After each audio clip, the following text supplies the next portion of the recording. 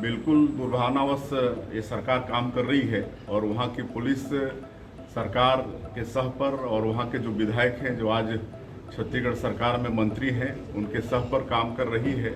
और जिस तरह से कवर्धा की घटना हुई थी, ये कोई भारतीय जनता पार्टी और कांग्रेस की लड़ाई नहीं थी, लेकिन ये सरकार और वहाँ के विधायक और मंत्री इसको कांग्रेस और भारतीय जनता पार्टी की लड़ाई बनाना चाह रहे हैं, जो कि मतलब अनुचित है। और हमारे कई निर्दोष लोग मतलब जेल के अंदर में थे जिनका बेल हुआ है, बाहर हैं, और अभी भी 3 लोग हमारे जेल के अंदर हैं।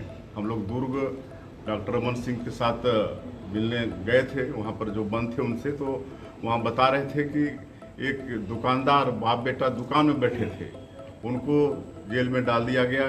कोई भोरम देव मंदिर दर्शन के लिए जा रहे थे, उनको जेल में डाल दिया गया। तो इस तरह से ये सरकार पूरी तरह से पक्षपातपूर्ण कार्रवाई कर रही है।